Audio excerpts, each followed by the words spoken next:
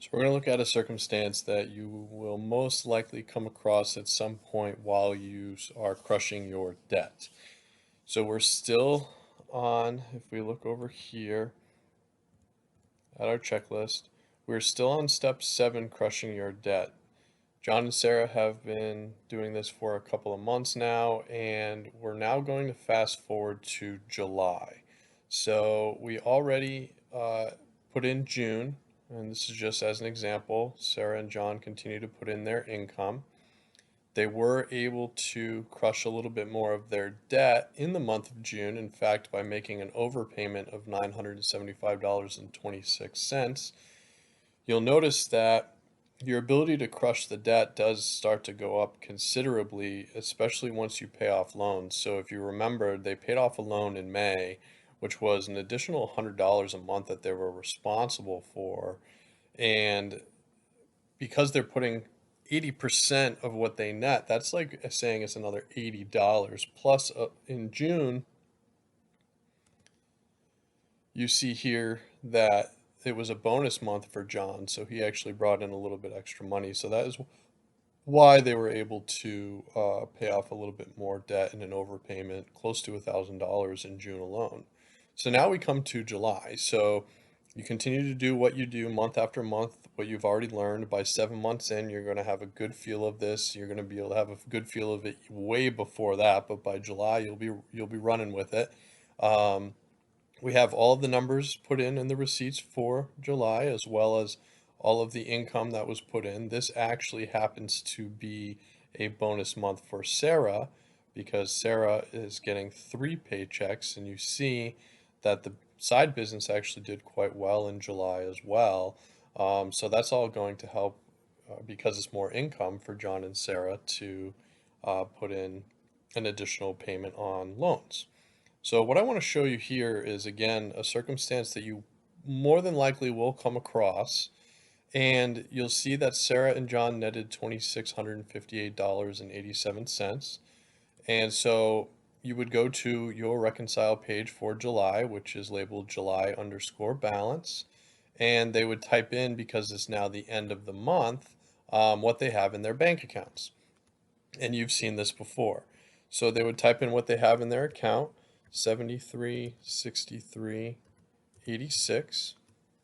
The savings account might have gained a little bit of interest, so we'll call it 409, 41.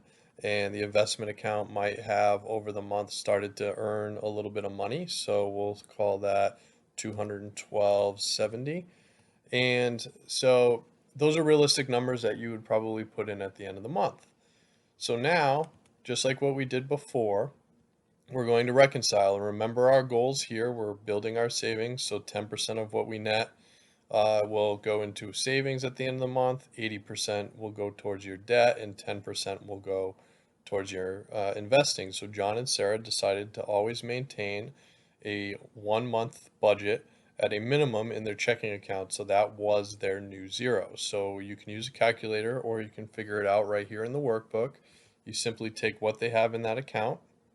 So you hit equals, click on cell C3, and you're subtracting that buffer, which is their new zero, and you hit enter, and we have $2,600 to work with. So that's the number, again, that you would type in the reconcile box right here. So 2658.86 is how much they have to work with. So then you just go through the same steps. So you would end up, you're building your savings. By now, you probably don't have to worry about doing this to check your work if you don't want to, but we can do that in the very end just to make sure it's all lined up. But $265 will go into their savings account. So what I would do is I would hit equals my checking account minus this amount right here, and that'll be what will be updated in the checking account after moving that money. And we're going to be increasing our savings. So we go equals our savings account, and we're adding to it, so it's plus the 265.89, and I would make that transfer right now. So once I made that transfer, our new updated numbers are 7,097.97, And in our savings account, we now have $675.30. So now this comes to the crushing your debt part, and I'm going to show you a couple of things to keep in mind, and this falls into what you read in the book. So we have $2,127.09 that we can work with. So when we're going to our debt, we have prioritized what we have. This already got paid off before, so we now had a reprioritization of all of our accounts. And as I've mentioned, you want to pay off whatever you have, the highest interest amount, and if there's two that have the same amount of interest, whatever is the highest amount in that account.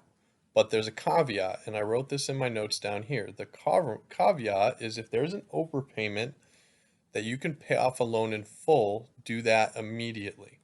So keep in mind what we have is 212709 to work with. And I'll just double check that number, 212709. So we have 212709 to work with to pay off our loans.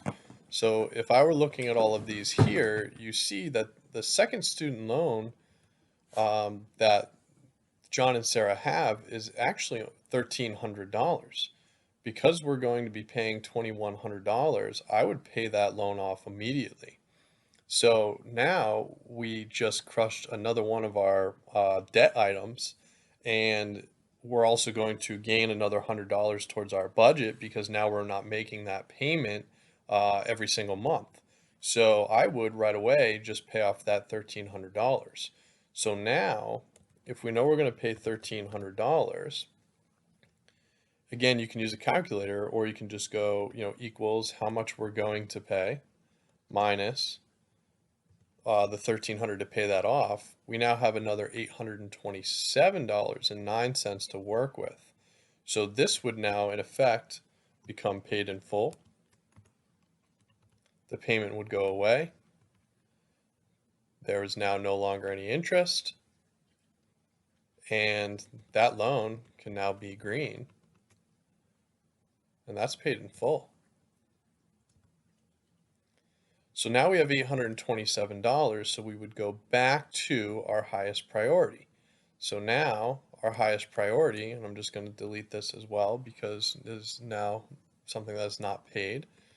You can even delete the monthly interest if you want, but it's at 0, so that's not as big of a deal. But if you want your averages to change, it's not going to make that big of a difference. So now we have $827.09 that we would pay on our car payment, because this is, again, now you go back to your highest interest rate first or the highest amount. So our car payment is still our highest interest rate, so we want to pay that off.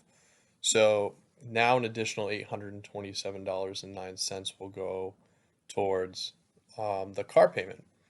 So again, you can use a calculator, or I would just go equals what is left on that car loan minus the 827.09. So this account now, and you'll see it when you pay it, when you pay it in real time, it'll tell you how much is left in that account. You would update that every time you check back to this, but for the sake of this example, that would be what it is. So 4297.65 is what is left in that account. So that was a good month. So the overpayment in July was 2127.09, and you can delete these numbers just so you don't get confused in the future, and that would then reprioritize these amounts potentially. So you would take a look real quick and you say, okay, this is still the highest amount of interest, so it's the number 1 priority. This is still number 2. This is still number 3. This is number 4. And then now this would become number 5, because now John and Sarah only have 5 more loans that they have to pay off. Now, as a little bonus, if you really wanted to, you could take a look and see, okay, what have I been spending on average as overpayments over those 3 months? And on average, you can just highlight the 3 cells. Down at the bottom here, it's about $1,234.12. So you'll see it's in this range here. So if they continue to make overpayments on average in that range, John and Sarah now all of a sudden are going to pay off their loan somewhere between 18 and 20 months. So that's just about a little over a year and a half. So again, now when we looked at it previously, to have everything paid off in about 4 years, just 2 months later, it's now become a year and a half. So you can see how quickly this can escalate.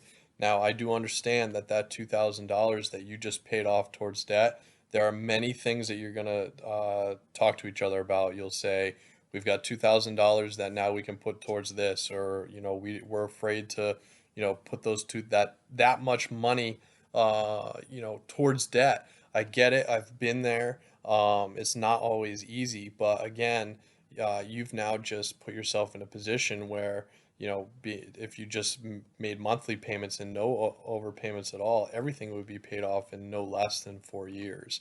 But with these overpayments, you could really get it done in, probably a year or two, continuing that pace. I mean, not every month is going to be, that big, of course. But, simple math, even if you did 2,000, as we mentioned, that's going to be somewhere in that 18 months, with the overpayment. So again, another loan is paid off. That's another $100 that are back in your pocket, every single month, which means it just continues to, well, I guess, snowball from there, which is why I've taken the approach of snowball and the avalanche. So the last piece, you now know exactly what you have in here. You have with your debt, you would just go to your year track. And I'm not going to update all these so much, but again, this is something that you would do at the end of July. So this now becomes July 31st. And you would simply type in what you have in your accounts. So your first two accounts, you can copy them, or you can just look at them and go back and forth, and you can type them in there. Your investment account has now gone back up to $212.70.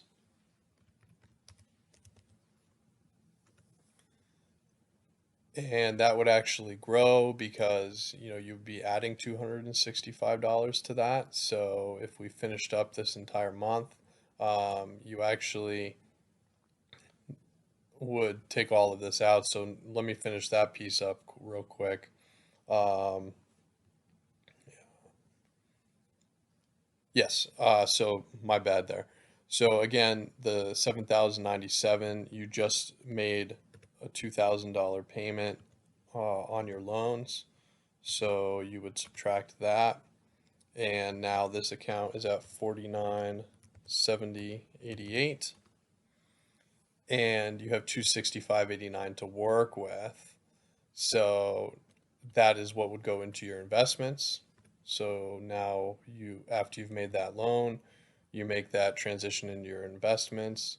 You're subtracting the 265.89, and then you will be adding that amount to what was in your investments. So we come down here and hit equals this plus another $265 into the investments, which is 478.59. So now that would be totally updated. So you have 4704.99, which is just a penny below what you have, so that's not a big deal. And then you have $478.59 here. So going back to here, you'd have 4704, and I screwed that up before, so please bear with me. You'd have 4704 here in your checking account, but then your investment account, you actually now have close to $500. So you'd copy that over and you would paste. And, of course, this might stay the same. These might have went up a little bit as well. You just type that number in. And now that we're at the month of July, you would change it from May to July, May to July, May to July. And the last but not least, what you do is you just update what you have in your debt, which is 35,322.65.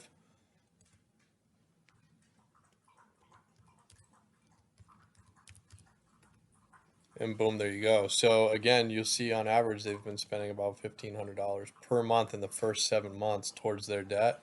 And John and Sarah's, net worth has gone up about $17,000 in just 7 months alone. So again, this is how you would do that at the end. That's how you would tackle paying off your debt when you end up finding that you have an overpayment that is more than one amount, and then you would just go back and you would reprioritize from there.